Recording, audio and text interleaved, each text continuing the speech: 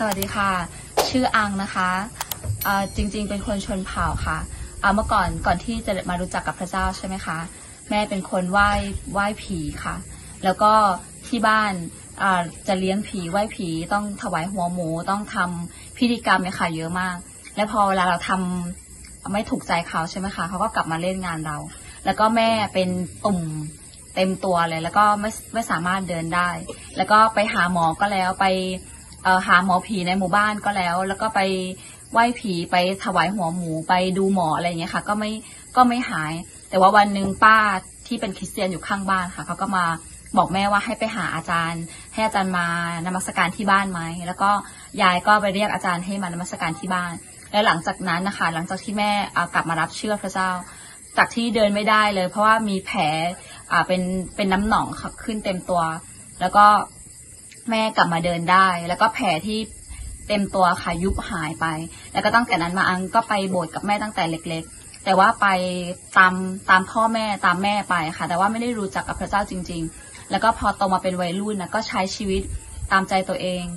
แล้วก็ไปเที่ยวกับเพื่อนไปเข้าผับเข้าบาร์กับเพื่อนเนี้ยค่ะแล้วก็ไม่ได้ไปโบสถ์แล้วก็พอใช้ชีวิตไปเรื่อยๆค่ะจนวันหนึ่งเพราะว่าเราไม่มีระเบียบวินัยในการใช้ชีวิตแล้วก็เจอปัญหาในชีวิตเยอะมากจนไม่รู้ว่าจะต้องทำยังไงแล้วก็จนพ่อแม่เนี่ยก็ไม่เอาเพราะว่าพ่อแม่พูดอะไรเราก็ไม่เคยฟังค่ะจนวันหนึ่งพ่อแม่ก็ไม่เอาญาติพี่น้องก็ไม่เอาไม่มีใครเอาเลยไม่มีใครอยากให้กลับบ้านเพราะว่ากลับบ้านแล้วเขาอายชาวบ้านที่มีลูกสาวมีหลานเป็นแบบนี้ค่ะแล้วก็เลยตอนนั้นคือรู้สึกว่าแบบชีวิตไม่มีใครเลยแล้วก็แบบร้องไห้แล้วไม่รู้ว่าจะทำยังไงแต่ว่าจำได้ว่าตอนเด็กๆตอนที่เคยไปโบสถ์กับแม่ค่ะรู้ว่าสังคมในคริสเตียนสังคมที่โบสถ์ทุกคนรักกันนะทุกคนให้อภัยกันนะค่ะก็เลยแบบตัดสินใจหาโบสถ์เข้าแล้วก็วันแรกครั้งแรกที่กลับไปที่โบสถ์อะค่ะแค่เหยียบเข้าไปในที่โบสถ์อะค่ะแบบร้องไห้ไม่รู้ว่าร้องไห้เพราะว่าอะไรแต่ว่ารู้ว่าข้างในอะมันถูกอะไรบางอย่างมากระท้อเรา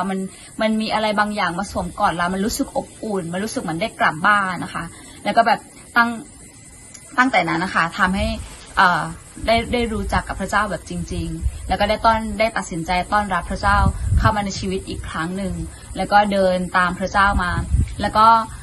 แต่ก็เดินติดตามพระเจ้ามาสักพักหนึ่งแต่ก็รู้สึกว่าข้างในใจค่ะเราก็ยังขาดอะไรบางอย่างที่เรายังต้องการอยู่ที่มันยังไม่เต็มจริงๆอะค่ะแล้วก็ชีวิตคริสเตียนที่พระคัมภีร์บอกว่าเราจะเป็นแบบนั้นแต่ว่าชีวิตเราก็ไม่ได้เป็นแบบในพระคัมภีร์บอกก็เลยไปอ่านพระคัมภีร์ใช่ไหมคะแล้วก็เขาจะพูดกับเรื่องภาษาแปลกๆตอนนั้นก็เลยอยากรู้ว่าเพราะที่โบสถ์เขาไม่ได้สอนเรื่องภาษาแปลกๆอะค่ะก็เลยอยากรู้ว่าภาษาแปลกๆอะมันคืออะไรก็เลยตัดสินใจลองไปโบสถ์ที่เขาพูดเกี่ยวกับภาษาแปลกๆแต่แล้วเขาก็จะพูดกับเรื่องพระวิญญาณบริสุทธิ์แล้วก็เลยไปที่โบสถ์นั้นเขาก็เลยพารับภาษาแปลกๆแต่ว่าไปครั้งแรกอะพูดไม่ได้เพราะว่าตัวเองอะคิดว่าภาษาแปลกๆเนี่ยมันต้องสำหรับอาจารย์ที่มีความรู้คนที่จบพระคริสตธรรมและเป็นอาจารย์ถึงจะพูดได้แล้วก็สมาชิกธรรมดาอย่างเราไม่น่าจะพูดได้ค่ะแต่ว่าก็เลยเข้าไปหาอาจารย์ว่าอาจารย์ทำไมคนหนึ่งเขาพูดได้แต่ทำไมหนูพูดไม่ได้เขาก็เลยบอกว่าเชื่อไหมล่ะว่าพระวิญญาณบริสุทธิ์อยู่ในเธอและคนที่พูดแทนคนที่พูดไม่ใช่ตัวเราเองที่พูดแต่เป็นพระวิญญาณบริสุทธิ์ต่างหากที่เป็นคนที่พูดแทนเราพระวิญญาณบริสุทธิ์เป็นผู้ที่อธิษฐานแทนเราแล้วเขาก็เลยพาไปรับภาษาแปลกๆอีกครั้งหนึ่งรับพระวิญญาณบริสุทธิ์แล้วพอเขาพาอธิษฐานนะคะพูดไม่รู้ว่าพูดภาษาอะไรออกมาแต่ว่ารู้ว่าเหมือนมันมีกระแสไฟฟ้าค่ะมาวิ่งข้างหลังแล้วก็เหมือนคนเวลาเราอาบน้ำนานๆใช่ไหมคะเหมือนคนตกลงไปในน้ำนานๆนะคะแล้วมันหนาวสั่นแล้วก็แบบสั่นจนตกเก้าอี้ไปแล้วค่ะแล้วจากนั้นคือแบบพูดภาษาแปลกๆไม่หยุดแล้วก็รู้สึกว่าข้างในมันมีสันติสุขมากแล้วก็กลัวมากที่แบบมันจะหายไปค่ะก็เลยแบบไม่ยอมที่จะหยุดพูดแล้วก็พูดจนกลับบ้านไปอะค่ะจากกลับบ้านไปก็ยังพูดจนเช้าจน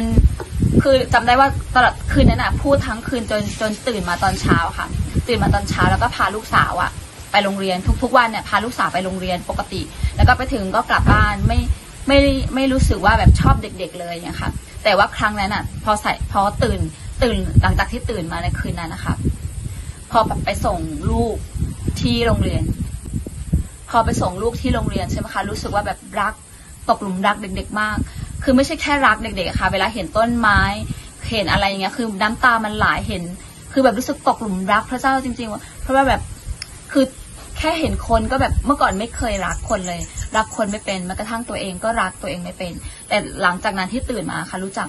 ที่จะรักคนอื่นเห็นคนอื่นก็แบบรักแล้วจากที่แบบเป็นคนที่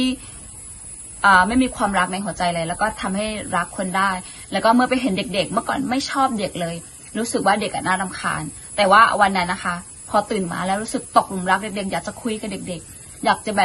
จะเข้าไปคุยกับเขาแล้วก็ที่มันแปลกก็คือว่าอังเป็นคริสเตียนตั้งแต่เด็กๆใช่ไหมคะไม่เคยพูดเรื่องของพระเยซูให้คนอื่นฟังเลยไม่กล้าที่จะพูดแต่ว่าหลังจากที่ตื่นมาในวันนั้นนะคะอยากจะพูดเรื่องราวของพระเยซูให้เด็กๆได้ฟังแล้วก็พอเข้าไปที่โรงเรียนทุกทีจะกลับบ้านเลยแต่วันนั้นจะรู้สึกว่าอยากจะพูดเรื่องของพระเยซูให้เด็กๆฟังแล้วมันแปลกก็คือเด็กๆมันเหมือนดึงดูดเด็กๆเข้ามาหาเราเด็กๆเข้ามาล้อมรอบและถามเขาว่าอยากรู้จักกับพระเยซูไหมเด็กๆทุกคนนั่งฟังเราพูดเรื่องของพระเยซูแล้วมันเป็นครั้งแรกที่แบบมันรู้สึกคือมันดีมากแล้วมันรู้สึกปลดปล่อยเลยจากที่เมื่อก่อนมันเหมือนเราอยู่บนโลกนี้นะแต่ว่ามันเหมือนเราตกนรกอะค่ะข้างในมันทุกข์มากข้างในมันร้องไห้จนไม่รู้จะร้องยังไงแล้วแต่ว่าวันนั้นรู้สึกแบบปลดปล่อยรู้สึกแบบมีความสุขมากหลังจากนั้นนะคะเลยอยากขอบคุณพระเจ้าค่ะ